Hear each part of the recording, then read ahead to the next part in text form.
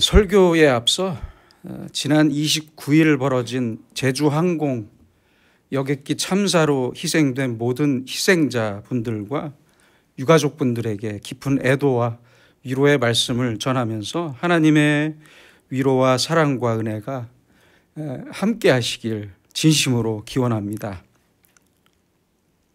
어느 날 한 남자가 미국의 목사이자 전 세계적으로 베스트셀러인 적극적 사고방식의 저자로 유명한 노먼 빈센트 필 박사님을 방문했다고 합니다.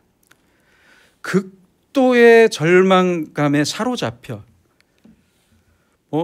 당장 죽을 것 같은 얼굴로 찾아온 남자가 말합니다. 저는 이제 다 끝났습니다. 제 사업이 실패해서 모든 것을 다 잃어버렸습니다. 그때 이 필 목사님은 종이를 한 장 꺼내서 이렇게 말합니다. 지금 모든 것을 잃었다고 말하는 당신에게 그래도 조금 남은 것이 있을 것 같은데 그 남은 것을 제가 물어볼 테니까 대답하면서 종이에 적으시기 바랍니다. 그리고 물었습니다. 부인이 있습니까? 네, 있습니다. 제 아내는 너무 착하고 좋은 사람입니다. 자녀가 있습니까? 셋이 있습니다. 자녀가 셋이 있는데 아주 예쁘게 잘 자라고 있습니다. 친구가 있습니까? 네, 제 마음을 잘 알아주는 좋은 친구 몇 명이 있습니다. 건강은 어떻습니까? 아직 건강은 괜찮습니다.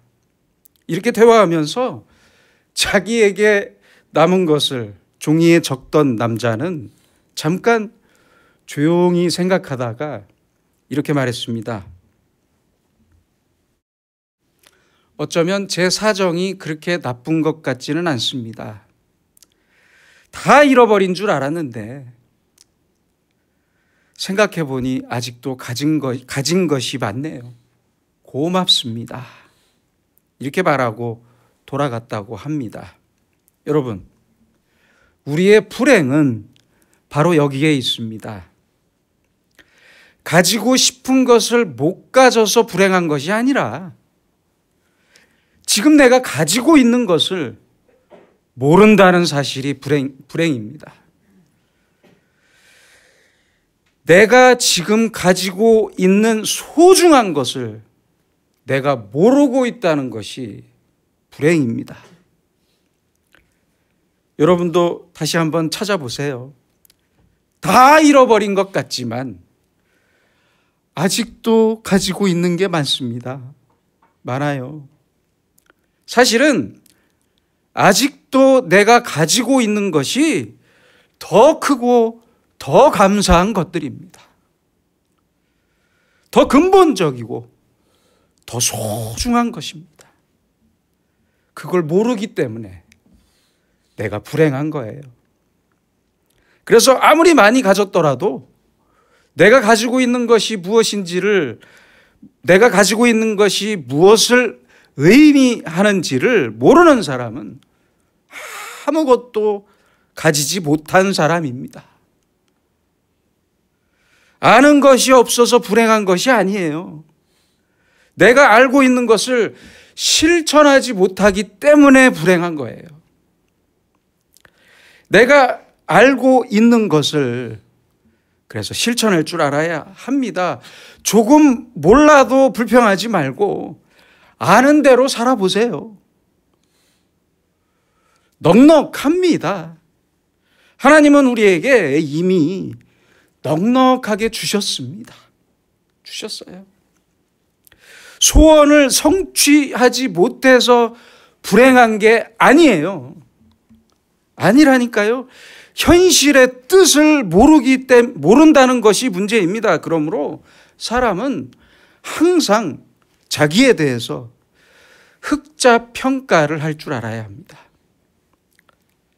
그럴 수 있어야 합니다. 그런데 사람들은 모든 일에서 적자만 생각해요.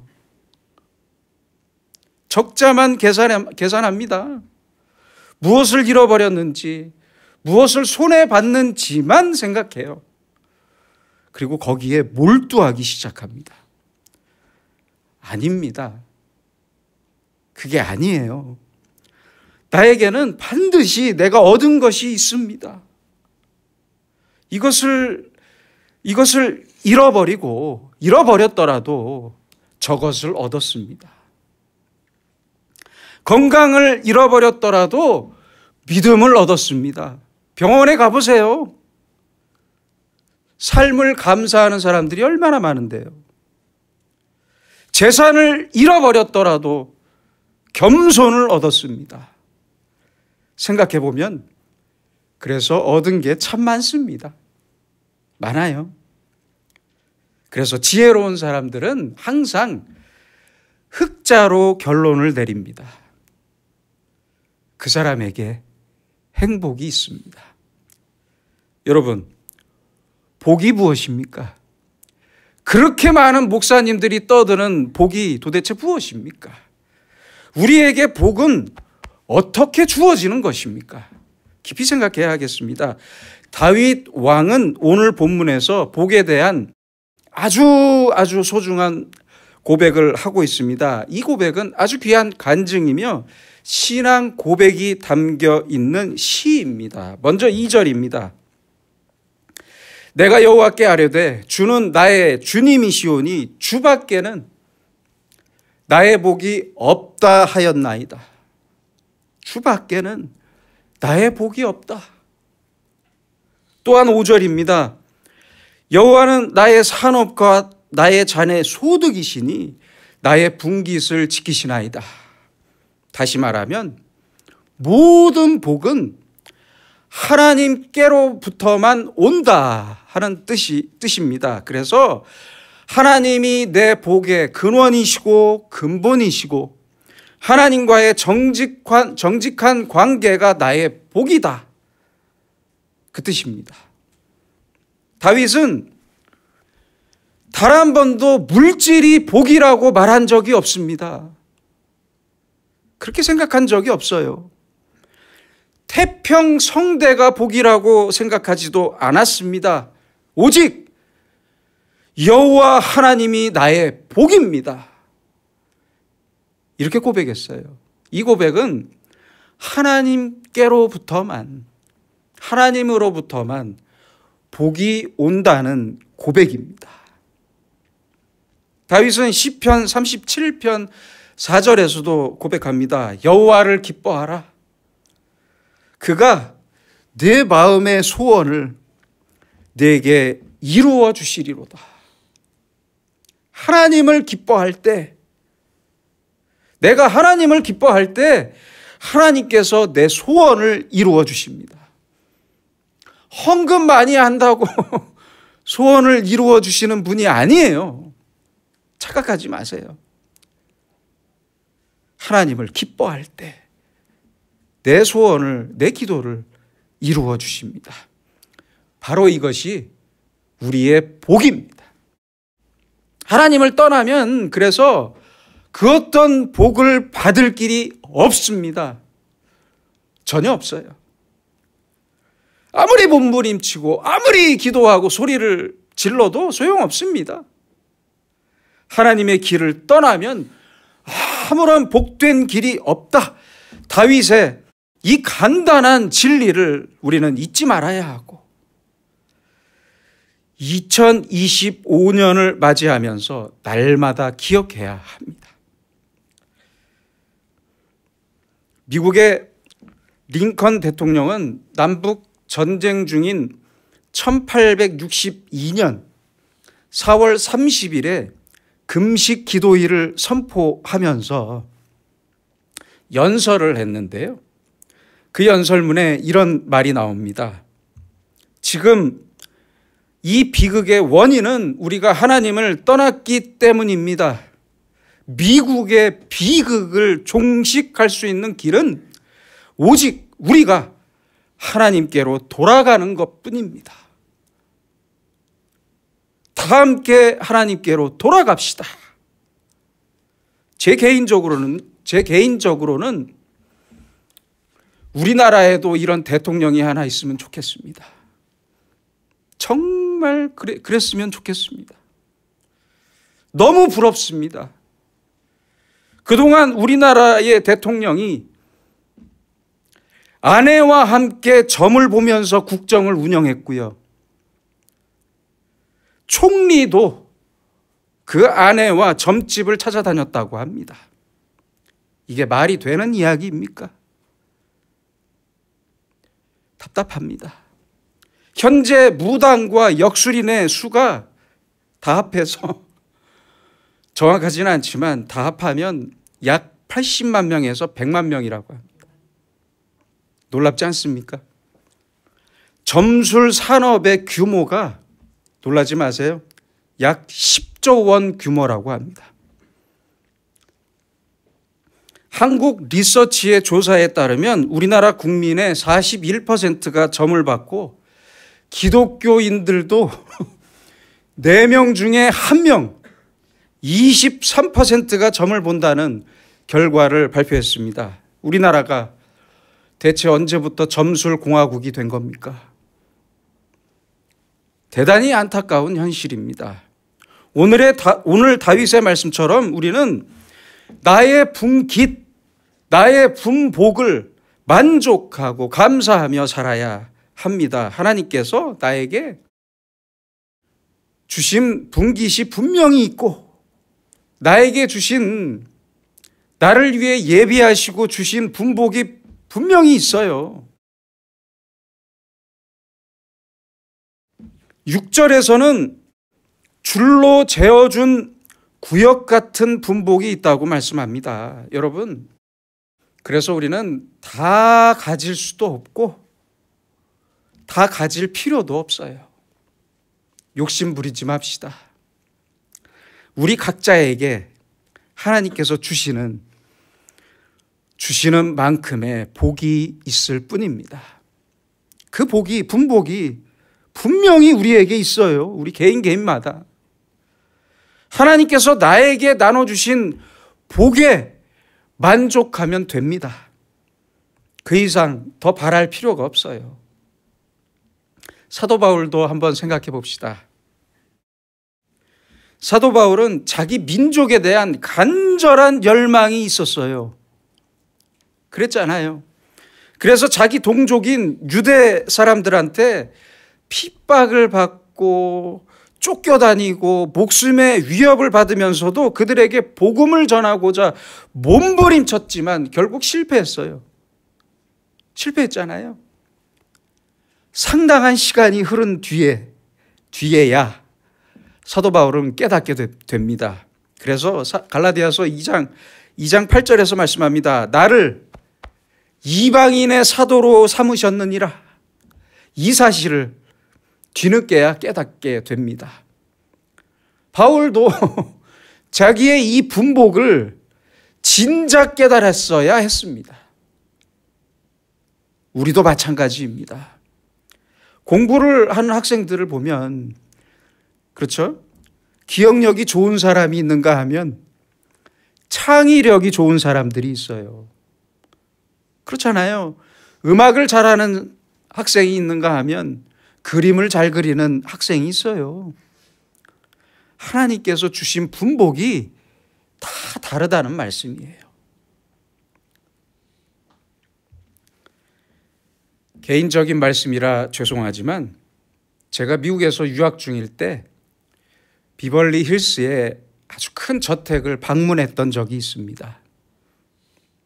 사진처럼 아주 큰 저택이었어요. 어마어마하더라고요. 집안에 영국식 정원도 있고 큰 침실도 구경했는데 침대에 그 모기장처럼 밥상 덮개처럼 천장에 줄을 연결해서 반투명 천으로 예쁜 공주님 방처럼 반투명 예쁜 천으로 이렇게 씌워놨더라고요. 그래서 궁금해서 제가 아, 왜 이렇게 씌워놨냐고 물어봤더니 방이 너무 커서 잠이 안 온대요. 그래서 모기장처럼 그렇게 씌워야 포근한 마음에 잠이 잘 온다고 그렇게 말을 하더라고요. 여러분, 그러니까 집이 커봐야 청소하기만 힘들지 좋을 게 없어요. 그렇잖아요? 아무리 돈이 많고 아무리 집이 커도 잘 때는 그냥 침대만큼의 공간만 필요할 뿐이에요. 그렇잖아요. 그러니까 제발 욕심 부리지 맙시다. 욕심 부리지 맙시다. 생각을 바꿔야 합니다. 큰 저택이 필요한 게 아니고 큰 침대도 필요 없습니다. 모두 한심한 생각입니다. 어차피 사람은 주신 만큼 살다가 정한 때에 떠나는 인생입니다. 내게 주신 분복이, 하나님께서 주신 분복이 분명히 있어요.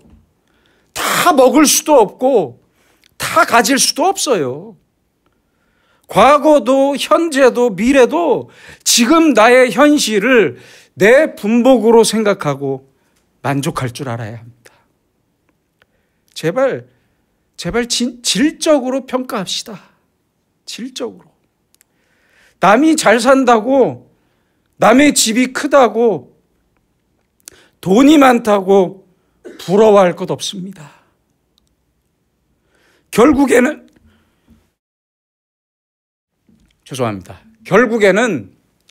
누가 행복할지 nobody knows입니다. 아무도 모릅니다. 누가 알겠습니까? 그러니까 악인의 형통을 부러워하지도 말고 내가 처한 현실을 항상 만족하고 감사하며 살아야 합니다. 내게 주신 분복을 감사합시다. 6절을 보세요. 내게 줄로 재어준 구역은 아름다운 곳에 있으며 나의 기업이 실로 아름답도다. 얼마나 귀한 말씀입니까? 하나님께서 내게 주신 것은 아름답습니다. 아름다워요. 내게 주신 것을 항상 아름다운 것으로 받아들일 수 있는 수용적 자세가 필요합니다. 그것이 중요합니다. 여러분, 나의 외모도 그래요. 나의 외모도 똑같아요. 뭐 잘생겼든 못생겼든 내 키가 크든 작든 내 몸무게가 가볍든 무겁든 머리숱이 많든 적든 감사합시다. 저처럼 머리숱이 없어도 감사합시다. 내 모습 이대로가 사실은 하나님의 걸작품입니다. 걸작품. 가장 아름다운 모습입니다.